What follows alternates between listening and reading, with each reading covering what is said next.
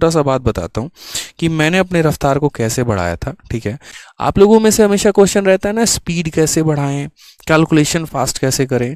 उसी में मैं आपको एक बात बोल रहा हूँ कि ये जो स्पीड है ना, ये स्पीड कैसे बढ़ाएं, इस पॉइंट पर मैं आप लोगों को 2-3 बातें बताता हूँ, बड़े ध्यान से समझिएगा। ठीक है, एक होता है मेरे भाई यहाँ पर कंसेप्ट, समझना मेरी बात को, कि एक आपको हो जाता है कि आपको किसी चीज का नॉलेज है, और दूसरा होता है प्रैक्टिस। ठीक है, दूसरा क्या होता है आपका, प्रैक्टिस होता है। ठीक, अब मेरे भाई ये जो है ना, स्पीड कैसे बढ़ाएं, ये नॉलेज से कभी नहीं बढ़ता, कभी नहीं बढ़ता।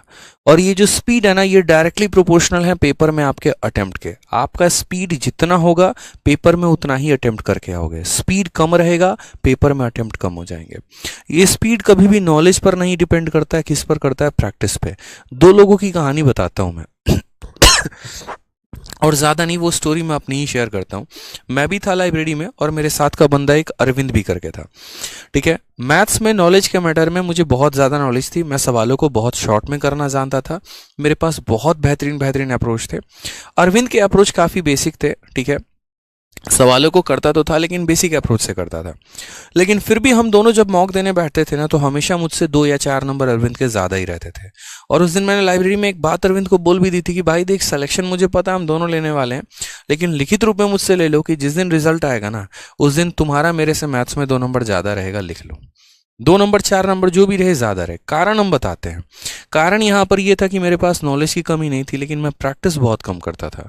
मैं मेंस के 3 मॉक लगाऊंगा ना, तो अरविंद ऐसा खतरनाक बंदा था कि वो मेंस के 5 मॉक लगाएगा। यानी उसके पास थोड़ा सा कम नॉलेज था, लेकिन उसके पास प्रैक्टिस बहुत खतरनाक थी। वो दिन भर मेरे भाई क्वेश्चन पे क्वेश्चन, क्वेश्चन पे क्वेश्चन लगाते रहेगा। कई सारे रफ कॉपी भर देना, ठीक है, अड्डा के लेकर आओ, पूरा एकदम प्रीवियस ईयर के सारा कंपाइलेशन लगा रहे हैं, ये मॉक खत्म कर दिया, वो मॉक खत्म कर दिया, तीसरा मॉक खत्म कर दिया, मतलब खत्म पे खत्म किए जा रहा है। ठीक है, इतने क्वेश्चंस पे क्वेश्चंस लगाए जा रहे हैं ना, तो इसकी कैलकुलेशन ऑटोमेटिक फास्ट हो गई। अब जो बंदा यार 4 अंकों को 4 अंकों के साथ भिड़ाएगा, 3 अंकों को 3 अंकों के साथ भिड़ाएगा, तो मेरे भाई उसका तो जाहिर सी बात है कैलकुलेशन अच्छा होगा। अब बच्चा चुपचाप ऐसे हाथ पकड़ के पूछेगा, सर कैलकुलेशन कैसे स्ट्रांग होगा, तुमको यार 20 तक का टेबल नहीं आता है, क्यूब नहीं आता है, स्क्वायर नहीं आता है। फिर ऐसे कितनी बार तुम यूट्यूब पर सर्च कर लो, 50 टॉपर के वीडियो देख लो, 100 लोगों के पास भटक के चले जाओ, गाइडेंस ले लो कि कैलकुलेशन कैसे बढ़ाए, कभी नहीं बढ़ने वाला। एक ही तरीका से बढ़ेगा और वो तुम्हारा प्रैक्टिस होगा।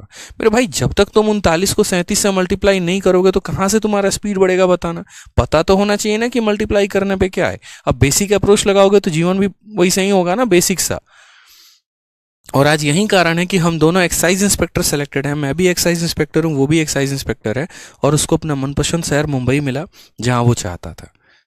तो डिपेंड करता है भाई, समझो इस बात को लेकर। ठीक है, तो ये बहुत बड़ा फैक्टर होता है। Knowledge doesn't play the game, speed है। ठीक है, आज एक कोई टीचर और किसी स्टूडेंट को आप बिठा दीजिए, टीचर के पास बहुत अच्छा नॉलेज है, स्टूडेंट के पास थोड़ा कम नॉलेज है, लेकिन मैं फिर भी गारंटी कहता हूं कि जितने भी यूट्यूब पे टीचर्स पढ़ा रहे हैं ना, उनसे बेहतरीन एक स्टूडेंट का स्कोर होगा जो डेली प्रैक्टिस कर रहा है, क्योंकि वो प्रैक्टिस में है। ठीक है, तो स्पीड बढ़ाने का एक ही मूल मंत्र है, और वो मेरे भाई सिर्फ और सिर्फ प्रैक्टिस है। जितने सवाल लगा सकते हो उतने लगाओ, जितने प्रीवियस ईयर के क्वेश्चन सॉल्व कर सकते हो उतने प्रीवियस ईयर के क्वेश्चन सॉल्व करो। और ये यूट्यूब पर सर्च करना बंद करो, स्पीड कैसे बढ़ाएं, कैलकुलेशन कैसे टेक्निक करें।